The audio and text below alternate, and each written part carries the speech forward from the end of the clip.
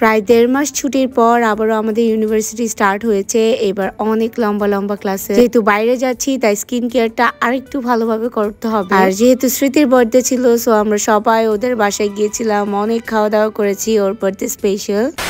আসসালামু আলাইকুম everyone, I hope সবাই ভালো আছেন। আমি অনেক ভালো আছি। প্রায় 1.5 মাস পর আমাদের ক্লাস আবার স্টার্ট হয়েছে, নিউ সেমিস্টার স্টার্ট হয়েছে, তাই ভালোভাবে ব্রেকফাস্ট করে আমি বের হয়ে যাচ্ছি ক্লাসেসের জন্য। 1.5 মাস পর ইউনিভার্সিটি যাচ্ছি, কিন্তু একটা ব্যাড নিউজ আছে। এবারের ক্লাসের রুটিনটা খুবই হেক্টিক ছিল আমাদের, কারণ এবার আমাদের কোর্সেসও বেশি, তার উপর হচ্ছে ক্লাসের ডিউরেশনও বেশি, তার উপর গ্যাপও বেশি।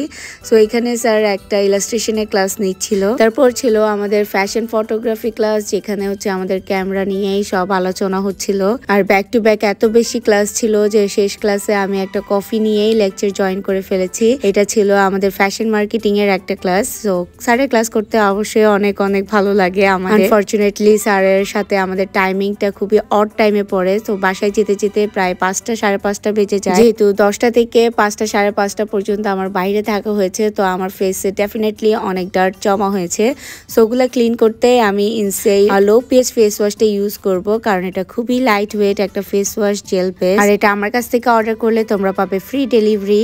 আর বাসায় এসে একটু রেস্ট করারও সময় পাইনি, সুন্দর করে রেডি হয়ে আমরা বের হয়ে যাচ্ছি স্মৃতির বাসায় যাব, কারণ আজকে স্মৃতির বার্থডে ছিল। তো আমরা বাসার সব মেয়েরা যাচ্ছিলাম, কিন্তু সেদিন ছিল বৃহস্পতিবার আর হচ্ছে অনেক বেশি জ্যাম। তো অনেক জ্যাম ছিল রাস্তায়, যেতে যেতে প্রায় 1-1.5 ঘন্টা লেগে যায়। আর ওর বাসায় গেলেই মনে হয় যে আর কিছুই না করে রিল্যাক্সে থাকি। আর এটা ছিল তাজওয়ারের আনা স্মৃতির জন্য গিফট, যেটা স্মৃতি রিফিউজ করেছে। তারপর আমাদের জন্য অনেক নাস্তার আয়োজন করে ফেলেছে। আর আমার বোনরা সবসময় জানে যে আমরা কি খেতে পছন্দ করি, সেটা হচ্ছে ভেলপুরি। সো আমাদের জন্য অনেকগুলো ভেলপুরি আনিয়ে রেখেছিল। তারপর আমরা এতগুলা নাস্তা খেয়ে একদমই ফুল ছিলাম টোটালি, কিন্তু যেহেতু স্মৃতির জন্য কেক আনা হয়েছে ওটা তো কাটাই দরকার। আর কেকটা অর্ডার করে হয়েছে আফিফাস ডিলিশিয়াস ওয়ার্ল্ড থেকে। আর আমার একটা ভুলের কারণে এই পুরো সর্বনাশ হয়েছে, সেটা হলো আমি কেকটা রিসিভ করি এই ফর্মে, যখন আমার কাছে আসে কেকটা খুব সুন্দর ছিল, কিন্তু আমি যখন এটাকে গাড়িতে নিয়ে বসি এটা উলট পালট হয়ে যায়, যার কারণে পুরো ডিজাইনটাই নষ্ট হয়ে গিয়েছিল।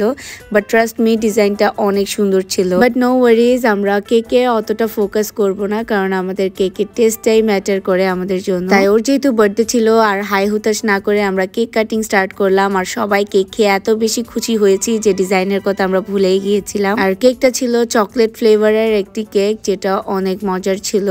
সো কেকটা আমরা বেশি একটা খেতে পারিনি, কারণ এদিকে আমাদের ডিনারও সার্ভ করা হয়ে গিয়েছিল। আর ডিনারে ছিল biryani, chicken roast, egg curry, তারপর প্রন মশালা, তারপর শামি কাবাব। অনেক আয়োজন করে ফেলেছে ও একাই। আর আন্টি বানিয়েছিল বিরিয়ানি, যেটা অনেক মজার। আন্টির হাতে বিরিয়ানি সবসময় মজা হয়। তারপর আমরা কিছু মিষ্টি টিষ্টি খেয়ে কিছুক্ষণ আড্ডা দিয়ে ওখান থেকে বের হয়ে আসি। যেহেতু আমরা পৌঁছাতে 8টা সাড়ে 8টা বেজে গিয়েছে, বাসায় আসতেও প্রায় 12টা সাড়ে 12টা বেজেছে। That is it for today guys, আল্লাহ হাফেজ।